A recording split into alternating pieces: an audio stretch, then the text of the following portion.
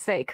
Esi sveicināta manā podkāstā Māsība. Katru reizi šodien uz dīvāna esmu viena pati, un tas patiesībā nav bijis plānoti. Bet tad izstāstīšu šo situāciju, kāpēc šodien ir solo epizode. Jo patiesībā man bija plānots ielikt iekšā epizodi, kuru es ierakstīju, kur bija nenormāla forša. Man žēl, ka jūs viņu nedzirdēsiet.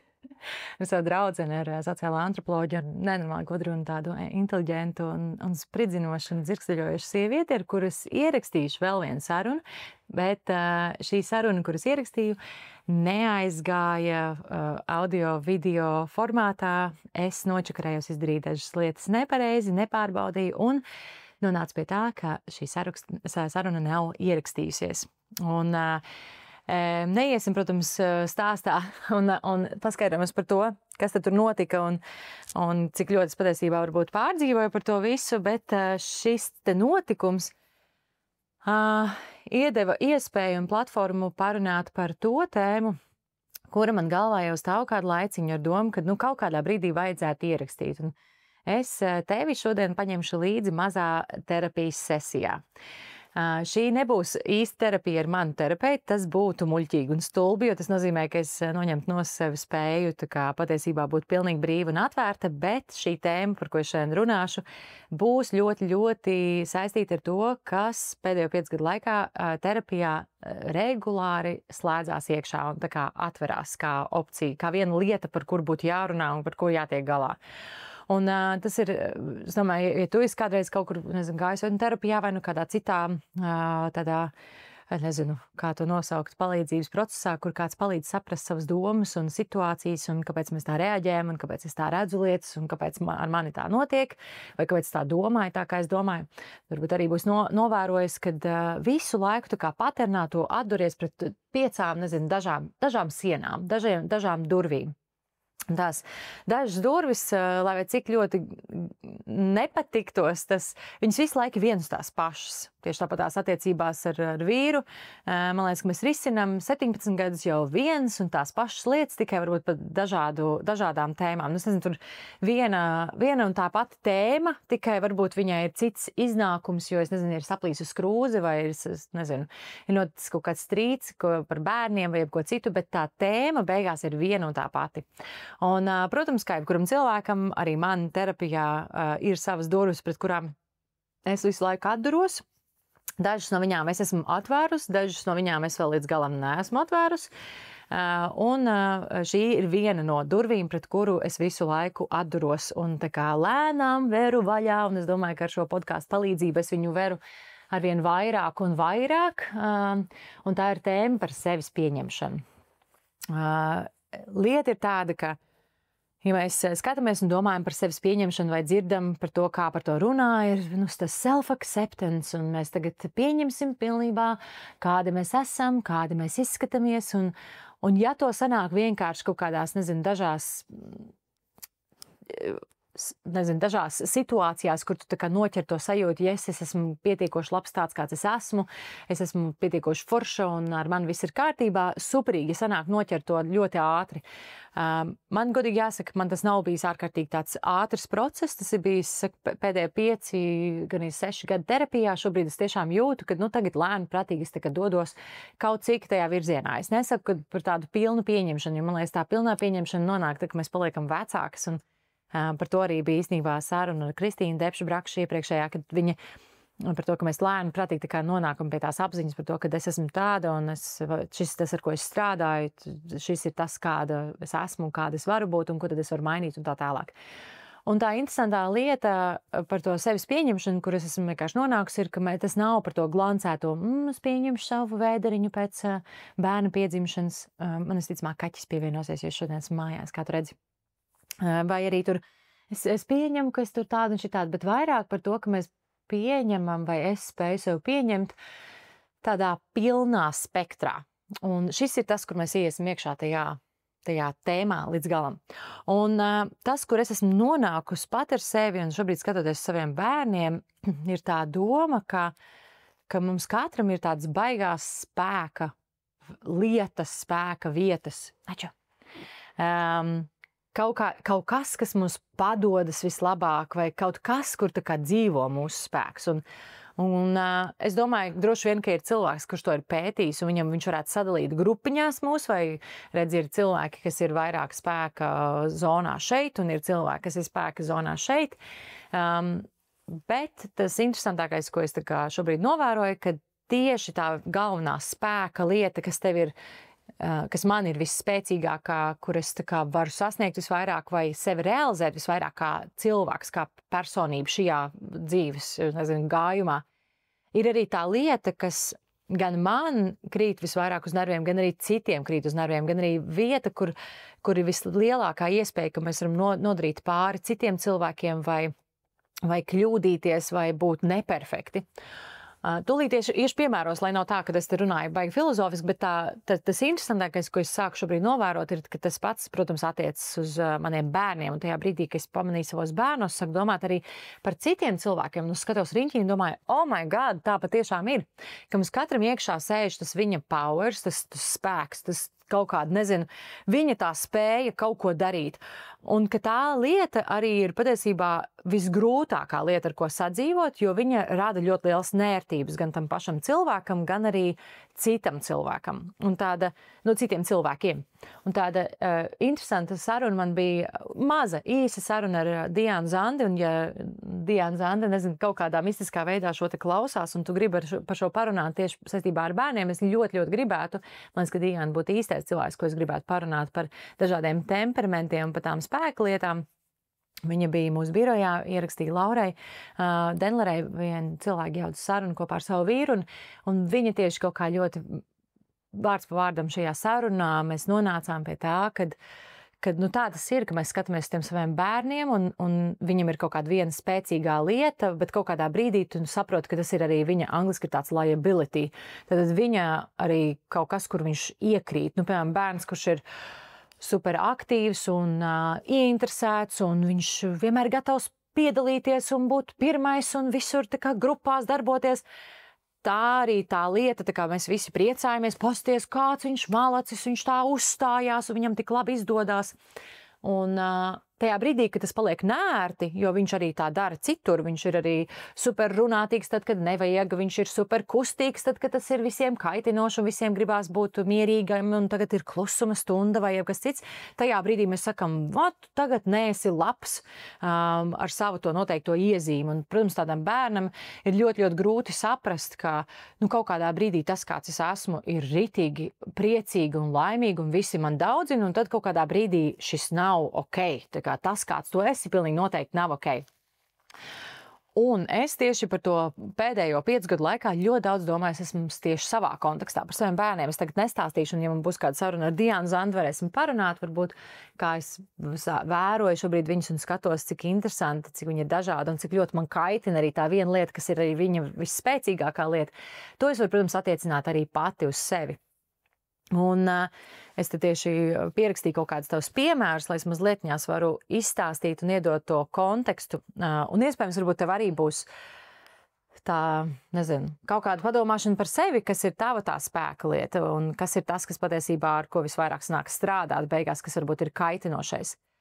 Viena no lietām, ko es noteikti varu teikt, ko es esmu novērojis, ka manas tās spēka lietas, ja es viņas izmantoju, vai nu pašattīstībā, vai nu darbā, vai nu tā kā nenospiež sev un patiešām esmu tāda, kāda es esmu, tajā brīdī es esmu vislaimīgākā, visveiksmīgākā, vislabākajās attiecībās un tā tālāk. Tā kā, ka to spēku vajag izmantot.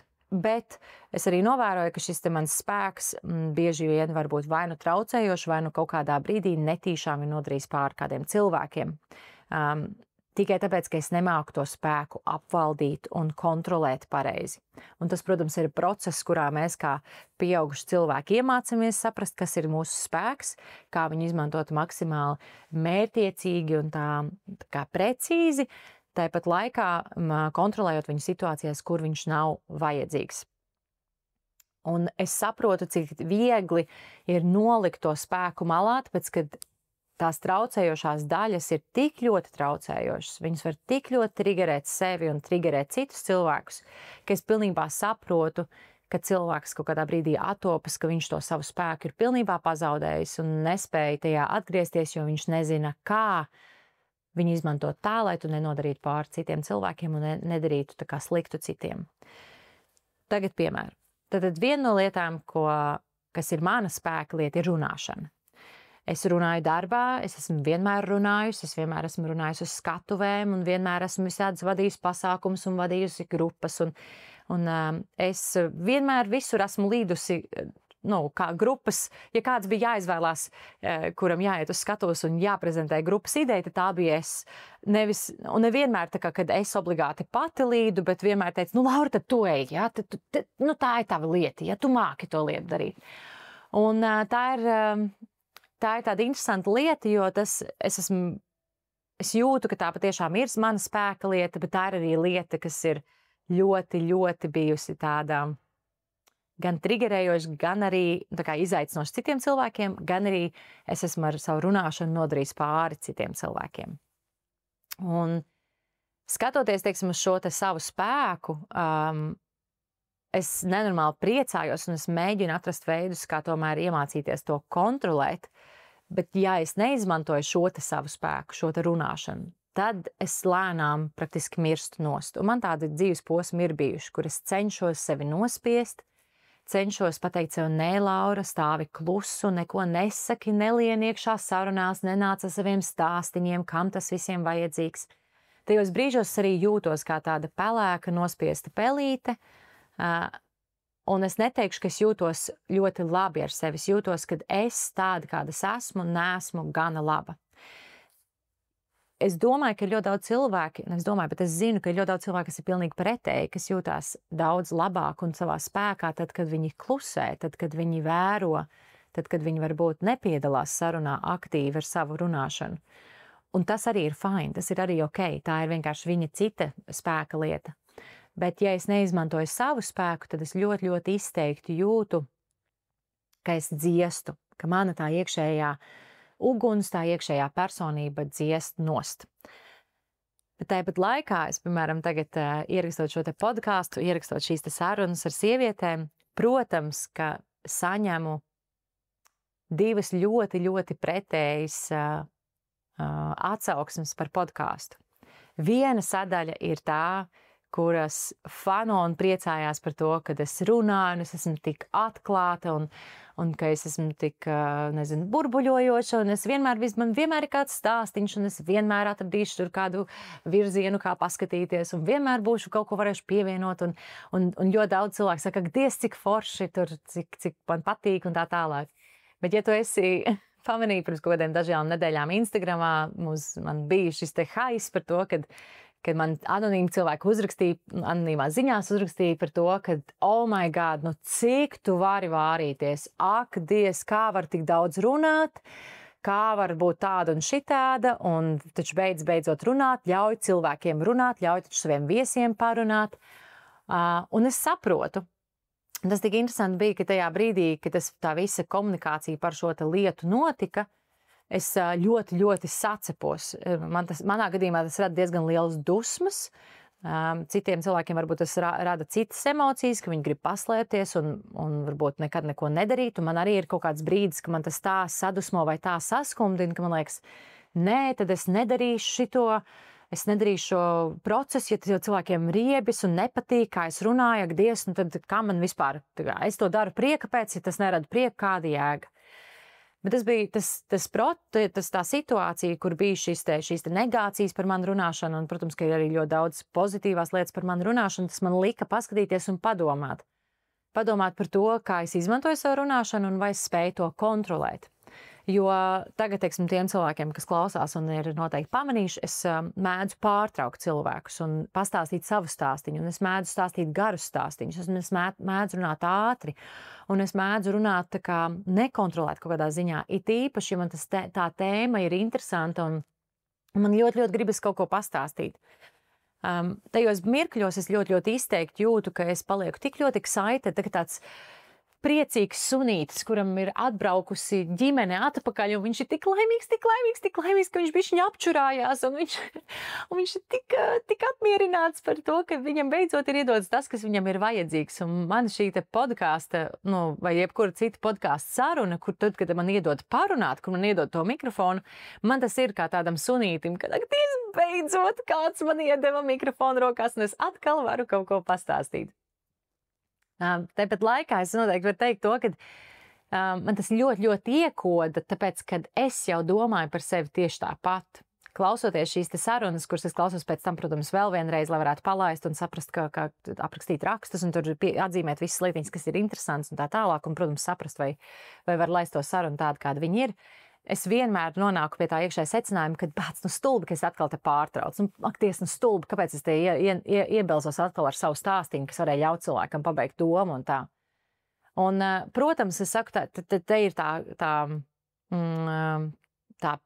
kā kontradikcija kaut kādā ziņā, ka no vienas puses es izjūtu to kā savu vislielāko vajadzību, un es pat, kā terapeiti teica, esmu sev diezgan tīši iedevusi sev to, kas man ir vajadzīgs, šīs te sarunas. Tā ir man dzīvības sula, būt sarunās un runāt un stāstīt.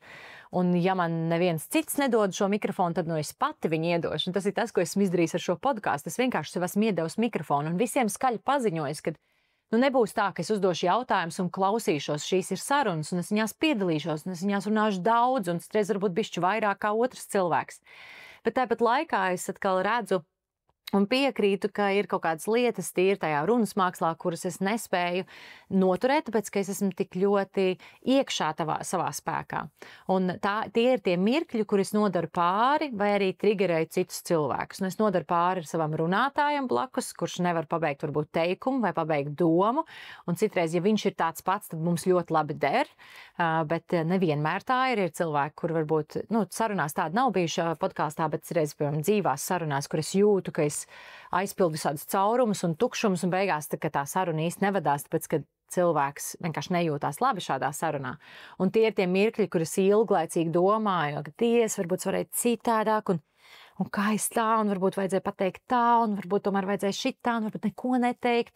Un tas man liek vienkārši kaut kādā ziņā pārdzīvot par to, ka es esmu kaut ko izdarījis nepareizi. Tāpat laikā, kā es saku, tajā brīdī, kad es esmu savā spēkā, un es esmu sev uzdāvinājis šo podkāstu, lai es varētu piepildīt savu spēku un izmantot to maksimāli labi un mērķtiecīgi, es, protams, sasniedzu to, kas man ir jāizdara. Šajā gadījumā tas nav naudisks sasniedzums, tas vairāk ir tāds šis sociālais aspekts, kur es iedodu to, kas, manuprāt, pietrūkst sociālā telpā vai šajā, tas, kā es redzu tās lietas, kā varētu darīt. Un šis podkāsts, es saprotu, ka ir mīlēts tieši tā jums pēc, ka viņš ir tāds, kāds viņš ir. Viņš ir šis brīvais formāts uz dīvāna ar neglancēts, ļoti neperfekts. Mēs ļoti daudz runājam par to, cik mums ļoti varbūt neizdodas un nesanāk liedot šo te normālības sajūtu, un tas ir mans spēks. Bet tieši tāpatās, kā es saku, es bieži vien izdaru kaut ko es nespēju nokontrolēt, ka es izdaru pāri citiem cilvēkiem vai trigerēju jūs tajā brīdī, ka jūs klausties šo te sarunu. Un tā ir tāda interesanta lieta, kad, piemēram, ja man kādā, komentārā vai kaut tajā pašā anonīmā ziņā uzrakstīt Lauru, fuj, cik tev, nesmukas kājas, man liktos tāds, labi. Domā, kā gribi, es pa sevi tā nedomāju, man ir ok ar manām kājām, man netraucē manas kājas, un man tas vispār netrigerē. Tas vispār nesatrauc, ka tev nepatīk manas kājas. That's fine. Bet ja kāds uzraksta kaut ko, kas mani paši trigerē, kaut kas man pašai rada to satraukumu, kad, ak, Dievs, varbūt nevajadzēja darīt tā vai šitā, tas, protams, man trigerē visvairāk. Un tās lietas, ko es esmu pierakstījusi, ir tieši tās lietas, par kurām es saņemu vislielāko daudzinājumu un vislielāko kritiku. Tā kā, kas ir, protams, gan paradoxāli, gan arī vienkārši ļoti, ļoti saprotami. Un tas, kāpēc tā ir, ka tas tiek mīlēts un ļoti, ļoti ienīsts, es teiktu pat godīgi, droši vien, kad ir cilvēki, kuriem vienkārši nenormāli besī tā sadaļa. Tas ir ok, jo tas, kā es jau teicu, tas ir par to, ka tas spēks ir tik ļoti spēcīgs un liels, ka viņš arī ir triggerējošs, ka viņš varbūt nav patīkams visiem. Tas, ko es noteikti negribu, un tas, kur es citreiz ieeju tikai tāpēc, ka man ļoti gribās sevi aizstāvēt, un es esmu ļoti kareivīga tajos brīžos, ka man vai manējiem uzbrūk, es varu ieiet pozīcijā, kā tad nepatīk, ka iet prom, un es arī bieži vien arī tā domāju, es daudz reizes tiešām domāju, ka, tā kā tas ir mans podkāsts, mans sociālajie mēdīji, jums nav jāklausās. Neviens neliek pilsētas laukumā visiem sēdēt un tagad klausīties, kā Laura Daļa runā. Tā ir tomēr katra cilvēka izvēle tur būt un klausīties, un ja kāds klausās vairākas sērijas pēc kārtas un 2 stundas klausās, kā es vāvuļoju un cepās par to, ka es pārtraucu cilvēkus, tad tas ir uz viņu. Tas, kas ir uz mani, ir mācīties kontrolēt savu spēku. Un tas ir kaut kas, ko es arī aktīvi cenšos darīt, droši vien caur šo podkāstu, kad lēni un prātīgi klausos, reflektēju, domāju, ok, jāapmaiņ šis, redzi, tas notrigero mani, citus cilvēkus, reku labi, tagad es mazliet jās varbūt šo pamēģināt, un lēni un prātīgi es varu sadzīvot ar savu spēku, un tāpat laikā iemācīties viņu kontrolēt.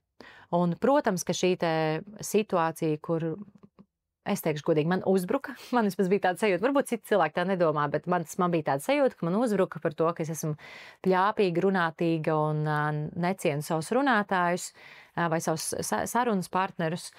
Man ļoti, ļoti triggeroja, bet arī iedeva ļoti lielu izaugsmu, jo iedeva paskatīties, ko tad es varu varbūt pamainīt savā runas veidā tā, lai es varētu tomēr palikt savā spēkā, izmantot to maksimāli labi, bet tāpat laikā nenodarīt pāri citiem cilvēkiem.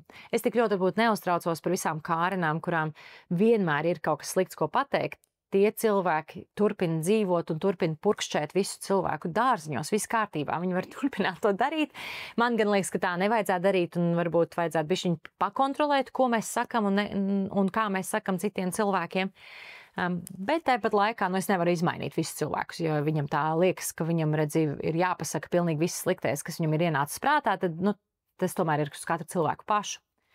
Bet tas, ko es noteikti varu darīt, ir domāt par to, kā es varu cienīt un mīlēt savus sarunu biedrus un sarunu partnerus, un tās ir brīnišķīgas sievietes, un es pēdējās 2 reizēs tiešām ļoti tā piedomāju, kurā brīdī es pārtraucu, vai es nepārtraucu, vai es varbūt ļauju pabeigt un varbūt bišķi mazāk iesaistos un mazāk pastāstu, tā kā es ļoti cenšos piedomāt par to. Un tas nav tikai tāpēc, ka es gribu izpatikt tiem cilvēkiem, kuriem kaut kas nepatīk. Kaut gan arī tā sadaļa, protams, manī ir tā vēlme izpatikt un patikt visiem, un es domāju, visi tie, kuriem tā ir, viņi noteikti zina, kāda ir tā sajūta, cik ļoti gribās patikt visiem, un cik ļoti ir stulbi, ka tu nepatīc visiem. Un tā ir vēl viena siena, pret vēl viens durvis, pret kurām es atduros regulāri savā terapijā, ka man ir šausmīgs satraukums, ka es visiem nepatikšu, un visiem nederēs tāda, kāda es esmu. Un tas ir arī vēl viena lieta, kuras mēģinu lēnām tās durvis tomēr atvērt vaļā, lai es neduros pret viņām pretī. Bet šīs ir vairāk tāda, pašrefleksija par to, kāpēc tas man tik šausmīgi sakaitināja, kāpēc es tās pārdzīvoju, kāpēc es apsvēru iespēju vairāk netaisīt podkāstu, tikai tāpēc, ka redzu 3 cilvēkiem no 100 000 cilvēku, kas klausās šo podkāstu, 3 cilvēkiem te kaut kas nepatika. Kāpēc tas tā manī izreaģēja ārā? Jo es reāli sēdēju mašīnā un gauži raudāju par to, cik šausmīgi es jūtos. Un varbūt viņiem ir taisnība visiem, kad es esmu tik briesmīgs sarunbiedrs un kā ārprāts, kā es vispār tā varu izturēties. Bet tāpat laikā tas iedeva man tādu foršu vēlāk attiešanu prom no tās sāpes un pastīties, kāpēc man tas triggeroja. Un tas man triggeroja, tāpēc, ka es pati par sevi tā domāju. Un tā ir lieta, kas triggero mani. Kāpēc varbūt kā uz to paskatīties, ne tik daudz mēģināt attaisnot savus cilvēkus, jo man negribas viņus attaisnot, bet vairāk par to, ka varbūt tur ir kaut kāda sava lieta, kuras var paņemt līdzi un mēģināt tomēr padomāt. Un, protams, klausoties savu sarunas lēni prātīgi, tā kā mēģināt analizēt un pamainīt to savu runas veidu. Tā ir viena no lietām, ko es noteikti varu teikt, ka, runāšana ir mans spēks un ir tas, ko es varu izmantot darbā, dzīvē, pilnīgi visur, bet ir ļoti daudz vietas, kur tā runāšana ir nekontrolēta un tā enerģija tieši tajā runāšanā ir nekontrolēta, un tas varbūt ne visiem derēt, un man ļoti, ļoti jāmācās kontrolēt to un just telpu un just cilvēkus un mēģināt saprast, kuri tie brīži, kad paklusēt un tomēr neiesaistīties sarunā. Nu, lūk, bet tas vēl ir procesā, ja? Nedomājiet, ka es no šīs dienas nekad nevienu nepārtraukšu un nekad nepastāstīšu miljonus stāstiņus. Kā man terapeiti, ļoti man bija sāpīga terapija pēc šī te notikuma, jo, protams, ka šādi eskalējoši notikumi vienmēr paver brīnišķīgas iespējas terapijā palīdz dziļāk un tālāk un ieraudzīt pišķiņu vairāk. Tās vienmēr ir, tā kā ļoti vērtīgas terapijas sesijas, jo es varu ielīst, kāpēc man tas tik šausmīgi sāpināja. Un tieši tajā terapijā, man liekas, terapeite, protams, cirreiz parāda kaut kādus virzienus, no kurienes man pat ienāca prātā, kas varētu pastīties. Un tad viņa teica, Laura, tu šobrīd, 3 gadus vairāk vai mazāk dzīvojies mājās ar bērniem un daudz pavadu laiku ar bērniem. Un man ir ļoti salīdzinoši maz tas pieaugušo cilvēku kontakts.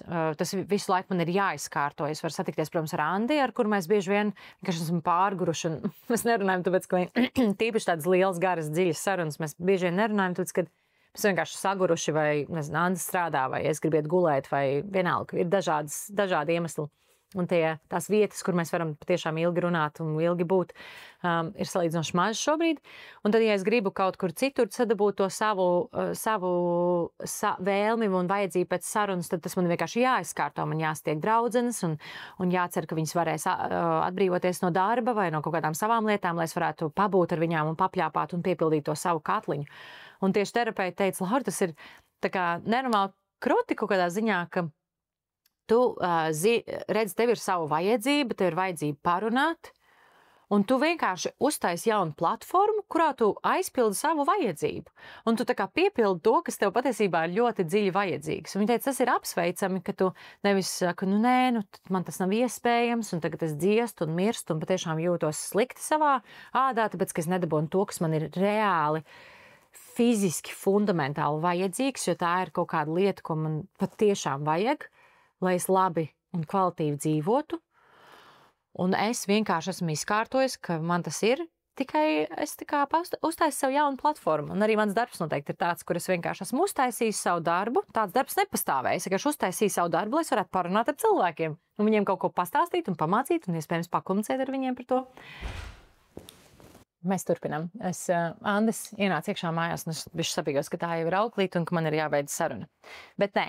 Saruna nav jābeidz, var vienkārši paturpināt, jūs iespējams dzirdēsiet viņu te kaut kur kustamies. Nu, lūk. Un tieši tāpatās droši vien es varētu pastīties uz ļoti daudzām citām savām spēka zonām un spēka lietām, kuras viņas ir arī traucējošas. Un tas, tā kā es bišķi pārtraucos tajā domā, sorry, tad es varu pateikt, šīs ir tās lietas, ko es tagad stāstu, un izklausās, jā, tā gan vajag sliktā īpašība runāšana vai tur kaut kādas lietas. Un šis izklausās pēc, ka mēs piesakamies darbā, tad mums jāuzraksta 3 savas labākās īpašības un 3 savas sliktākās īpašības. Un tad tādi gudri cepumiņi kā es, bieži vien pie savām sliktākajām īpašībām tu pagriez nosacīt labo īpašību sliktā virzienā. Piemēram, es esmu šausmīga perfekcionista un tas ir traucējoši tur tā. Un tad, kad tas darba devējs lasa un domā, tad gan vai arī esmu šausmīgi runātīga, un tā ir mana sliktā īpašība. Un man liekas, ka tas vienkārši izklausās smieklīgi, jo citreiz citi domā, ka manas sliktās īpašības tur ir kaut kādas crazy trakākas un tā tālāk, nezinu. Citi varbūt dara sliktas lietas citiem cilvēkiem un nekā fiziskas sliktas lietas. Tad varbūt tas tiešām ir tāds kaut kas tiešām slikts, bet šis izklausās varbūt šajā virzienā, bet tā doma tāda ir, man liekas, kad arī tad, kad mēs varbūt redzam kaut kādu citu cilvēku sliktās īpašības vai tur kaut kādas izpausmes, es teiktu, ka tā nav viņa īpašība, bet vairāk, ka tā ir kaut kāda spēka iezīmes izpausme. Es tā vismaz teiktu, ka mēs bieži vien varbūt redzam kaut kādu, teiksim, arī Diana toreiz teica, mēs skatāmies uz bērniem, kuri klusiņām sēž skolas solā, un visi tā priecājamies. Ak, Dievs, cik viņš ir klusiņš un pacietīgs, un vispār nevienu netraucē, un spēj pats ar visu tikt galā. Bet tajā brīdī, kad šis te bērns, piemēram, ir situācijā, kurā viņš stomstās un nespēja pastāstīt savu domu uz skatuves, vai viņam kaut kas ir jādara. Tajā brīdī mēs, ak, Dievs, nu taču savācies, nu kas tad tu nevar salikt 3 teikumus kopā, taču viss, nezinu, pasties, kā Ilze jau izkāpus uz skatuves un jau novervelējusi 15 minūtes un reku viss ir kārtībā, nu tas taču nav nekas tāds. Un, ja mēs paskatāmies uz šīm situācijām, mēs saprotam, ka mēs runājam par vienu un to pašu lietu. Mēs runājam par to, ka tas cilvēks ir introverts, un viņam ir varbūt grūtības šāda veida, nezinu, veidot sarunas vai veidot tādu kaut kādu uzstāšanās domu. Viņš ir noteikti spēcīgs tajās lietās, kur viņš var kaut ko varbūt aprakstīt, vai viņš var izdomāt lielas lietas, un viņam noteikti ir tas viņa spēks, ka viņš ir introverts un kluss un daudz vēro un domā, tas viņam iedod nenormālu tādu atspērienu to, ka viņš var būt nenormāli kruts savā lietā. Bet tieši tāpatās mums tā viņa lieta, ka viņš ir introverts un kluss, var šausmīgi kaitināt un teikt, ka tas ir tāds, nezinu, traucējošs aspekts, kad ir kaut kādi momenti. Un man liekas, ka mēs šādā veidā varam paskatīties uz pilnīgi visu, kādi mēs esam un jā, kā mēs esam un kādi mēs esam un kā tas izpaužās. Ka pilnīgi viss, kas citos cilvēkos vai mums pašos sevī kaitina, ir arī tas, kas patiesībā ir mūsu spēka lietā, vienkārši tās ir dažādas izpausmes, kā viņas izpaužās. Paņemsim vēl vienu piemēru, es nezinu. Vēl viena lieta, kas ir super spēcīga, ir tas, ka es esmu ļoti vienmēr bijusi tāda kā atvērta grāmata un vienmēr dalījusies un visiem visu kaut ko stāstījusi, un esmu super tādu, visu izstāstījuši, visu savu super intīmo pasauli, un to jau es domāju, ka jūs jūtat arī šeit, ka pilnīgi visās podkāstu epizodēs es pastāstu par sevi kaut ko tik šausmīgi intīmu, ka cilvēkiem liekas, oh my God, es nekad mūžā nevienam neko tādu nestāstītu vai ārprāts kaut ko tādu pateikt par svešiem cilvēkiem. Man nekad tā nav bijis problēma. Kāda atšķirība? Es nezinu, es nekad laikam varbūt neesmu to uztvērusi kā kaut kādu lietu, par ko būtu jākomplekso vai jāsatraucās. Tā ir tāda lieta, ka ja es dalos, tad es jūtos sakonektējusies ar citiem cilvēkiem un daloties varbūt arī iedodu tādu normālību par to, ka tām pieredzēm, kurām es eju cauri, arī citi cilvēki varbūt var ieraudzīt, ka viņi ir normāli, ka viņiem arī dažādas tās pieredzes. Man tas iedod tādu ļoti lielu tādu mieru par to, kad es esmu tik dažāda, un tajā brīdī, kad es arī dalos, es ļoti daudz reflektēju par sevi. Es spēju stāstot citiem cilvēkiem nonākt pie daudziem secinājumiem pat par sevi, un tas process man ir ļoti, ļoti nepieciešams. Tā, 3. dublis, 3. reize, kad es mēģinu, vēl viens pārtraukums, bet tas nekas. Tātad par to dalīšanos, ka vienkārši tā ir kaut kāda lieta, kas ir, no kā es dzīvoju, ar ko es arī droši vien baroju to enerģiju tajā, ka es dalos, citi dalās, un nezinu, man tas ļoti, ļoti sakonektē, savieno kopā ar citiem cilvēkiem un dod vērtību sarunām, jo man liekas, ka tajā brīdī, ka mēs visi izliekamies, ka mums viss ir superīgi un nekas, viss ir vienkārši man viss izdodās, man viss patīk un dzīve ir superīgi. Man kaut kādā brīdī vienkārši paliek garlaicīgi tiem cilvēkiem sarunāties. Man vienkārši liekas, tiešām, nezinu, kaut kur mēs piesedzam, protams, to, kā tās savas pieredzes, bet tas nenozīmē, ka visiem tādiem jābūt. Redz, atkal tā ir tā lieta, ko esmu sapratusi par sevi. Mana dalīšanās ir mans spēks. Arī šajā podkāstā, arī savā kursā, arī savā sociālos tīklos. Tas, ka man nav kauns pateikt, ka es neesmu perfekta, vai tas, ka es varu atrast to connection punktu kopā ar savām sarunu biedrenēm par intīmām un tādām atklātām tēmām, tas ir mans spēks. Bet tieši tāpatās šo te es varu netīšām izmantot, lai nodrot citiem cilvēkiem pāri, piemēram, lietas, ar kurām es dalos par sevi, fine, tā kā es varu, protams, dalīties, jo tā ir mana pieredze un manas lietas.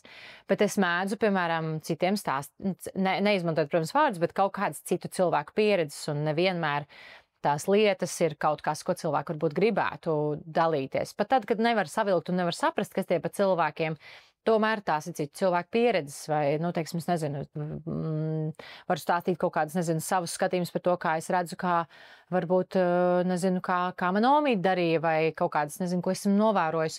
Un tas, protams, ir tikai mans, tā ir tā dalīšanās par to, kad es ieeju zonā, kur es varu nodarīt kādam citam cilvēkam pāri.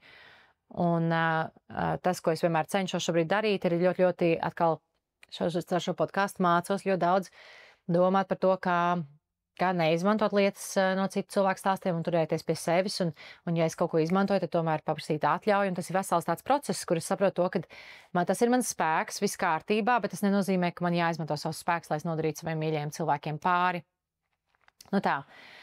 Bet tāpat laikā arī nenoņem to pilnībā nost, jo ja es aizēju, kad labi, tad jau es vispār neko nestāstīšu, tad atkal es ieeju tajā, ka es noņemu nost to savu spēku un kaut kādā ziņā dziestu kaut kādās iespējams attiecībās vai sarunās tikai tāpēc, ka redz, es nemāku kontrolēt viņu. Un tas, kur es gribu šobrīd nonākt, tas, ka es esmu pieaugusi sieviete un es neesmu maza meitenīte, un es saprotu, varbūt savam bērnam var neprasīt, saprast to, kā izmantot savu spēku gudri un pareizi un kā mācēt tur kontrolēt, ja, tad šo te savu spēku jūs arī redzat šobrīd saviem bērniem, jau sāku manīt, kur ir viņu spēku, un tās ir viskaitinošākās lietas viņos.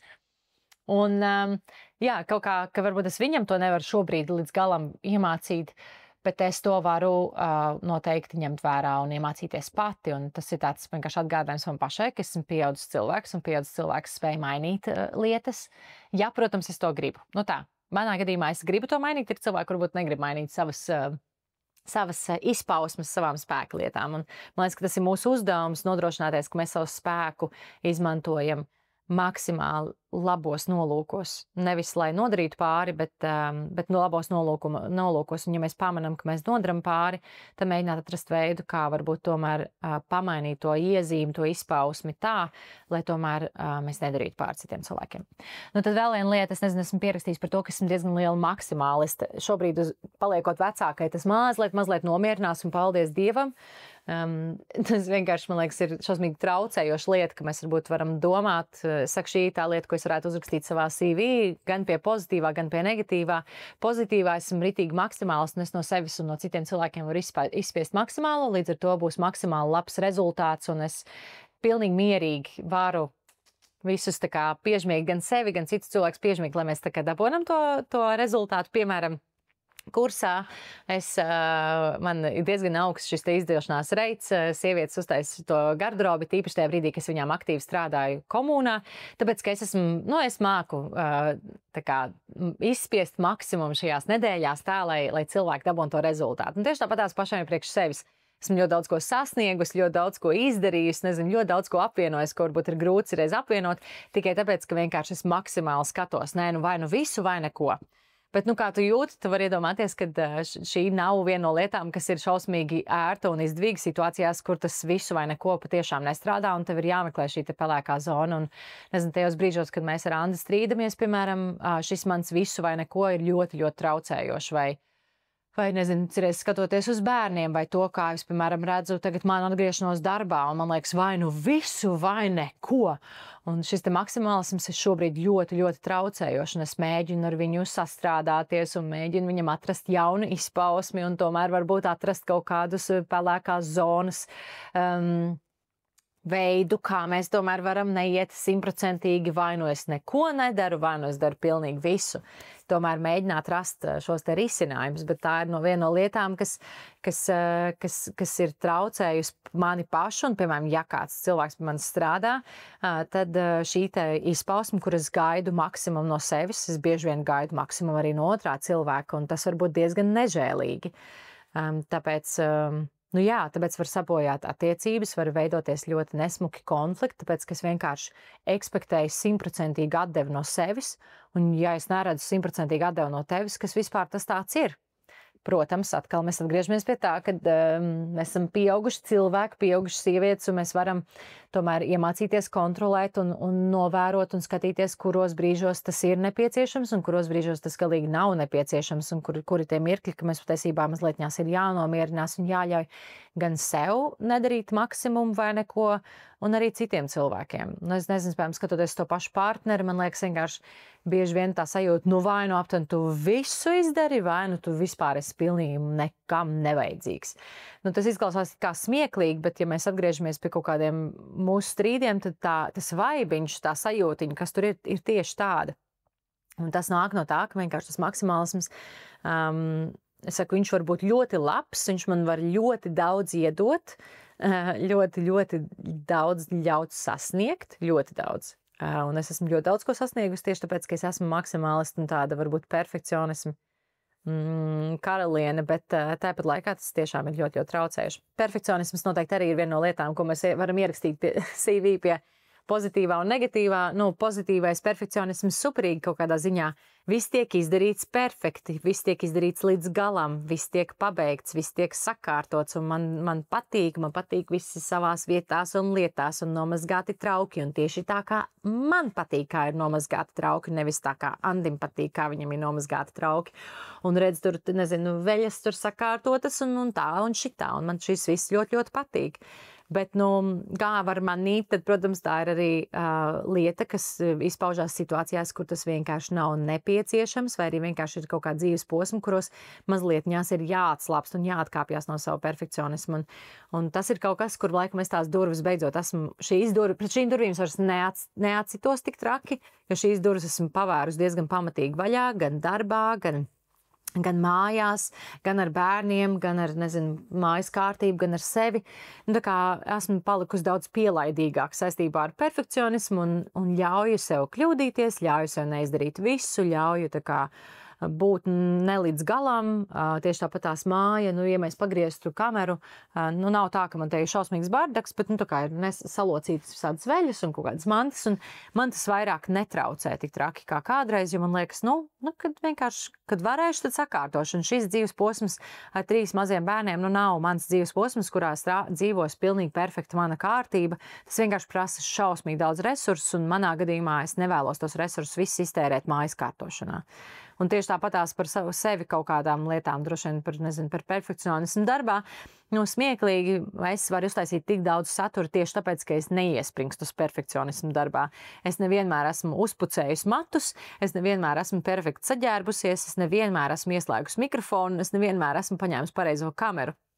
Bet man tas netraucē, man vienkārši liekas, kāda atšķirības uztaisīs saturu baigi forši, tas nekas, ka pa vidu izslēdzās mikrofons. Un es domāju, tie cilvēki, kur tehniski varbūt bišķi vairāk saprot, kā, piemēram, Andis, viņam vispār liekas smieklīgi kaut kādā ziņā, ka es esmu tik varbūt ļauju sev būt tādai neperfektai šajā visā procesā, un man tas netraucē, un tu beigās saproti, ka īstenībā varbūt kādam traucē, bet kopumā tas tāpatās neko baigi nemaina manā performancē tieši darba ziņā, jo man ir daudz satura, tas nekas, ka viņš nav perfekts līdz galam pārdomāts, tad nezinu, katrs teikums un tā tālāk. Un šis te perfekcionisms, ja, piemēram, tu ieeji tajā un paliec tikai savā, kad nē, tas man ir 100% vajadzīgs, tas ir ļoti paralizējoši, jo ir ļoti daudz situācijas, kur tu perfekti vienkārši nevar izdarīt, un, piemēram, tādā satura veidošanā tas, ko es redzu, kad, ja tu gribi perfekti, vai tu neļauj sev nekādas beigās atlaides iedot saistībā ar kaut kādu kvalitāti vai jebko citu, tad tu vienkārši nedari, tāpēc, ka tev nesanāk laika izdarīt perfekti, un tu vienkārši paliec pie sasistas silas, jo perfekti nesanāk, bet citādas arī neesmu gatavs darīt.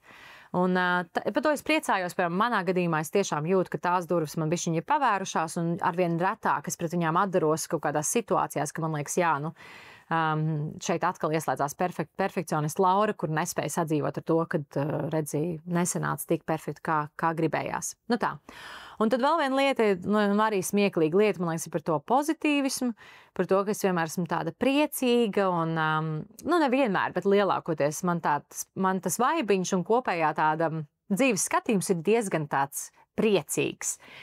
Es tiešām esmu tāda ikdienā, es tāda vienmēr esmu bijusi, vienmēr esmu tāda holly jolly, tā kā vienmēr man ir par ko papriecāties un pasmaidīt un tā tālāk. Un tas, teiksim, nezinu, bieži vien tas var būt traucējoši citiem cilvēkiem, jo viņiem liekas, šī gan nav vieta, kur tā vajadzētu, vai cik tad var būt priecīgi, vai tad patiešām tur nevar nomierināties. Līdz ar to tas nāk bieži vien ar tādu diezgan pozitīvu un trakuļojošu enerģiju, un nevienmēr tas ir cilvēkiem patīkam, nevienmēr cilvēkiem tas interesēs. Un tad, piemēram, tādā sarunā, kur mēs ar Artu runājām par nāvi, to sarunu. Lūdzu, ja jūs neesat noklausījuši, lūdzu noklausieties, tā saruna ir vienkārši mana mīļākā saruna. Tā ir vienkārši visskaistākā, visdziļākā, vispamatīgākā un tāpat laikā visvieglākā saruna par smagāko tēmu, kādu mēs varējām paņemt. Un, ja ir vieta, ja ir kaut kur tu klausies par nāvi un par bērēm, tad tā ir noteikta saruna, kur tu var noklausīties un noķert pilnīgi citu vaibiņu. Nu, un tad arī, protams, kaut kādā ziņā cilvēki varētu skatīties un teikt, nu vai nu patiešām par tādu tēmu vajag smieties, ja? Nu vai tad tik pozitīvi un priecīgi var arī skatīties uz nāvi? Nu tad nāve taču tomēr ir tāda nopietna un smaga tēma, un tad mums arī tajā smagumā un nopietnībā jāpaliek. Nu jā, tas varbūt arī ir kaut kas, kur varbūt tās durvis es arī nejūtos, ka es pret viņām tik ļoti sitos. Ir kaut kādi momenti, kur varbūt es jūtu, ka, te bišķiņ jānomierinās, jo cilvēkiem negribās varbūt klausīties par smagu tēmu tik priecīgā veidolā, un es vienmēr varu atrast labo virzienu, vai paskatīsimies no šīs puses, un no šīs puses patiesībā varam tā kā redzēt tādu atvieglojošu veidu, kā paskatīties uz kaut kādu tēmu. Nu tā kā es domāju, ka ļoti daudziem cilvēkiem tas varētu būt viņus kretinē ārā, un viņam liekas, tiesa vienkārši Laura nomierinies. Nu tā, bet tāpat laikā es saku, es kaut kādā ziņā esmu ieraudzījis daudz lielāku pozitīvismu tajā visā, un ir daudz situācijas, kuras pietiekoši māku to nokontrolēt. Bet, kā es teicu, tās pirmās par to dalīšanos un runāšanu, tās ir lietas, kuras noteikti vēl joprojām diezgan aizķeros, kuras izjūtu atkal un atkal kaut kādus, teiksim, nu jā, kaut kādā ziņā tā kā tās negācijas, tās man aizķer. Ja kāds pasaka, ka tu esi pārāk pozitīvi, liekas, kāda atšķirība, viss kārtībā, es to varu sadzīvot. Bet, ja man kāds pasaka, ka tu esi pārāk pļāpīgi un tu nepareizi runā, tad tas man uz rītīgi trigero, tāpēc, ka tas ir vienkārši lieta, par kuru es vēl joprojām diezgan pati pārdzīvoju un varbūt nejūtos līdz galam atkodus to savu spēku vai nemāku viņu kontrolēt līdz galam to savu spēku. Nu tā, es domāju, ka noteikti vēl ir visādas lietas, ko varētu mēs pieminēt, un miljonas lietas, kuras katram cilvēkam ir savs tas viņa iekšējais lielais spēks, kurš var būt arī diezgan slikts. Nu, es nezinu, smieklīgi, ka šis būs pilnīgi stulbs piemērs, bet, nezinu, Ādolfs Hitlers, viņš bija tik veiksmīgs, tāpēc, ka viņš bija ļoti labs orators. Un tu vari to savu spēku izmantot arī tur, ja? Tu vari būt tik labs orators, kad vari piebāzt cilvēkiem ausis par pilnīgu mēslu un patiesībā vienkārši dabūt vienkārši drausmīgs rezultāts tikai tāpēc, ka tu vienkārši izmanto savu spēku negatīvā lietā. Tieši tāpatās, piemēram, par to pašu influencēšanu. Man tas, es neņemu nekādas reklāmas, es līdz šim neesmu ņēmusi, un es šobrīd gan skatos, ka es varbūt varētu kaut kādu atvērt, kaut kādu iespēju, bet tikai pēc saviem noteikumiem tā tālāk, tāpēc, ka es izjūtu tādu milzīgu atbildību par to, ka es zinu, ka man labi sanāk pavilkt cilvēku sev līdzi. Tas ir mans spēks. Tāpēc jau cilvēki klausās to podcastu, tāpēc cilvēki pērk no manas kursu vai nāk līdzi visādās, piedzīvojumos, vienalga, ko es daru. Cilvēki, sāk zero veistot vai minimālismu ieviest vai, kapsulas gardrobas. Visas tās lietas, ko mēs esam visu šo gadu laikā darījuši. Viņi visu to dara, tāpēc, ka es saprotu, ka man ir diezgan liela spēja viņus visus pavilkt līdzi un iedvesmot un parādīt, hei, te ir ritīgi forši, nāc man līdzi pasties, te ir baigi labi. Un es to esmu ritīgi noķērus, ka tā ir mana spēka lieta, un tāpēc jau man tik labi izdodās tas, kas man izdodās.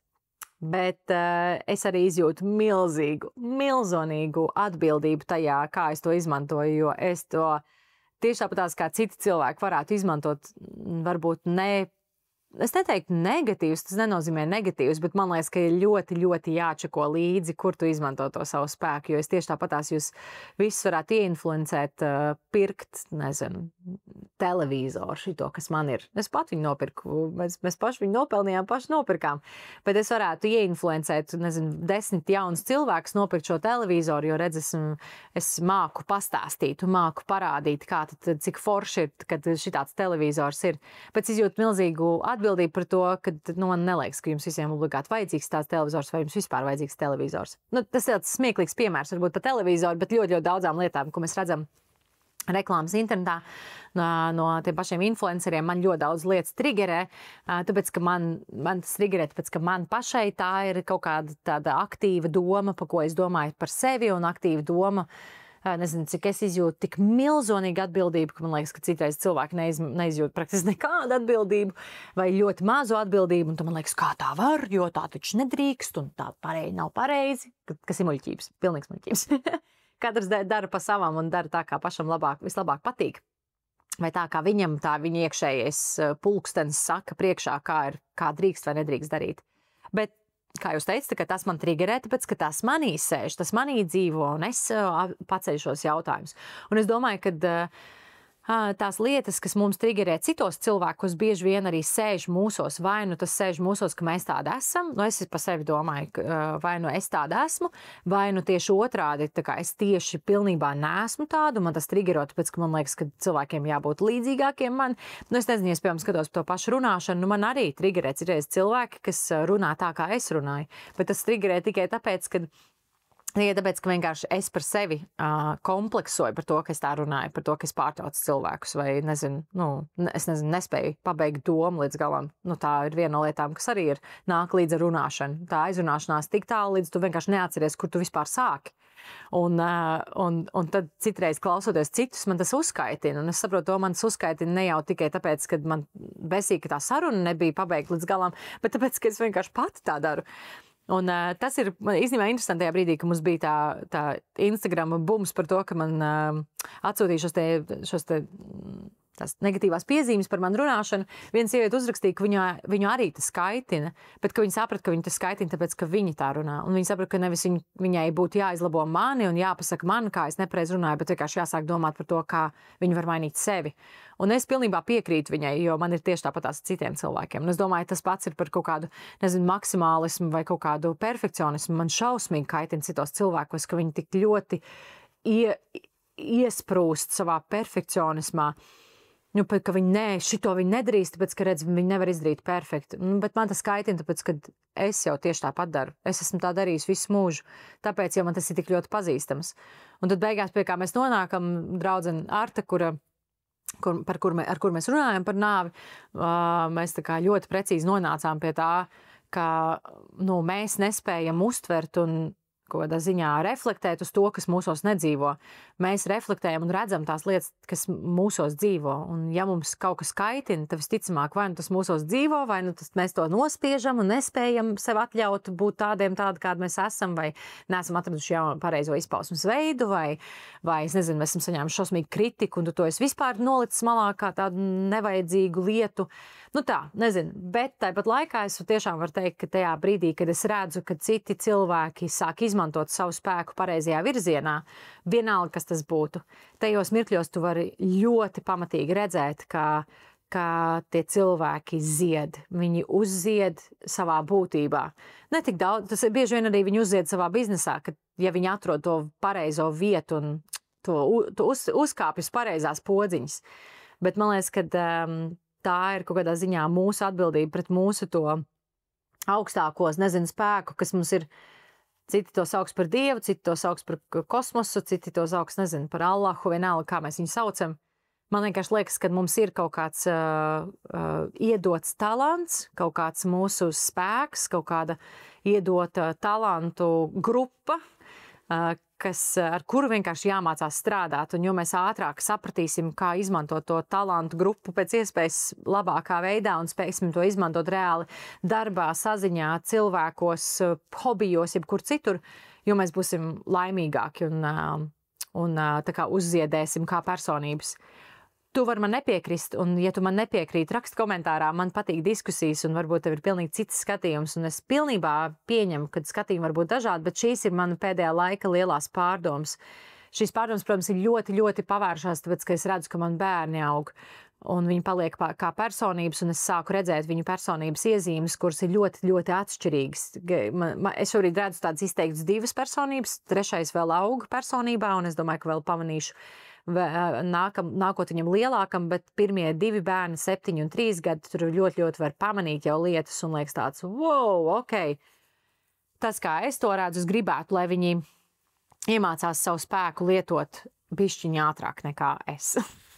Jo es sāku par to domāt 30 gados, vispār aptvert, ka tāda lieta ir, un es nedomāju, ka es viņu neesmu izmantojis, esmu izmantojis savu spēku pilnīgi visu mūžu, un es domāju, kādā reizē var par kaut ko citu izstāstīt, varbūt par, savām aktivitātēm skolas laikā, Bet tas tā apzināti saprast, ka tas ir mans spēks un ka es viņu varu kontrolēt un ka man viņš arī jākontrolē lietās, kur viņš ir traucējošs, tas ir noticis pēdējos gados, un tas pēdējos gados ir arī iedevis to apziņu, par ko es tā kā sākumā teicu, par to sevis pieņemšanu, ka es sev pieņemu pilnā spektrā, ka es nevis pieņemu savu spēku tikai tad, kad viņš ir labs un izdevīgs citiem cilvēkiem, bet es pieņemu arī to, ka viņš ir traucējošs kaut kādās situācijās un man ir jāmācās ar viņu strādāt. Un ir šausmīgi grūti pieņemt, ka tu esi nodarījis pāris ar citiem cilvēkiem ar savu spēku, bet es cenšos tā kā ieiet tajā, kad tā, ja es gribu to savu, es laiku saku vārdu spēks, sorry, ja es gribu, lai tas spēks zied, man ir jāiemācās strādāt arī ar to negatīvo pusi. Un tas ir vienīgais veids, kā es varu ļaut viņam uzplaukt visspēcīgākā veidā, kontrolējot to, kur tas nav izdevīgi un nav nepieciešams. Nu tā kaut kā.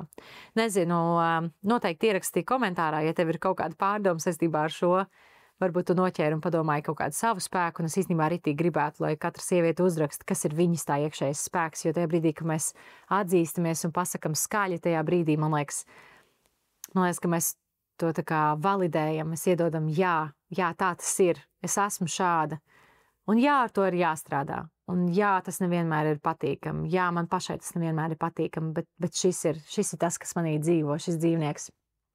Un nav obligāti jāieraksta tikai tām dāmām, kas ir ekspresīvas, eksplozīvas, maksimālistas, skaļas, trakas, pļāpojošas, runājošas, drosmīgas un tā tālāk, bet arī visas pārējās. Es ļoti gribētu dzirdēt. Es gribētu dzirdēt to pilno spektru.